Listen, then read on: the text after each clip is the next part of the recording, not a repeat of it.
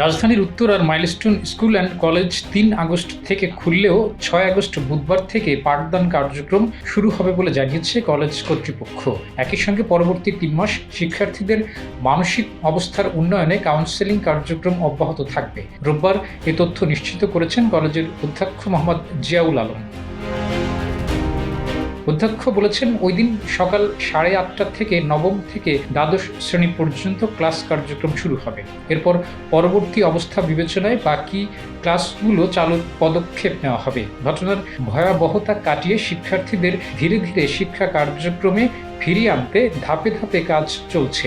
এখনো নিয়মিত ক্লাস শুরুর অবস্থা হয়নি। 4 আগস্ট ক্লাস থাকলেও তা হবে মূলত কাউন্সেলিং ভিত্তিক। শিক্ষকরা শিক্ষার্থীদের সঙ্গে কথা বলবেন। ওয়ালটন এখন দেশের সীমানা পেরিয়ে পৌঁছে গিয়েছে 50টিরও বেশি দেশে।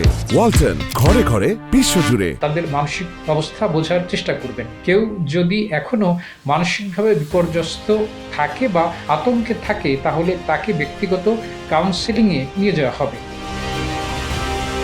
সোমবার একটি পূর্ব নির্ধারিত পরীক্ষা রয়েছে। অধিকাংশ অভিভাবক চাচ্ছেন শিক্ষার্থীরা যেন পরীক্ষায় অংশগ্রহণ করে। তাদের মতে, শিক্ষা কার্যক্রমে ফিরে এলে শিক্ষার্থীরা দ্রুত স্বাভাবিক জীবনে ফিরতে পারবে।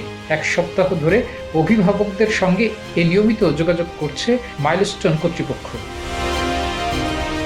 অধ্যক্ষ বলেছেন, কোনো শিক্ষার্থীর নিখোঁজ হওয়ার আর কোনো তথ্য নেই। 2025 সালের 21 জুলাই দুপুর 1:12 বাংলাদেশ বিমান বাহিনীর পরিচালিত একটি যুদ্ধবিমান প্রশিক্ষণ চলাকালে মাইলস্টোন স্কুল ক্যাম্পাসে বিধ্বস্ত হয়। বিধ্বস্তের সময় শিক্ষার্থীরা ক্লাস করছিল।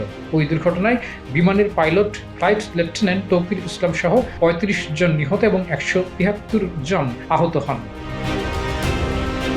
ডেস্ক রিপোর্ট, জয় দিন।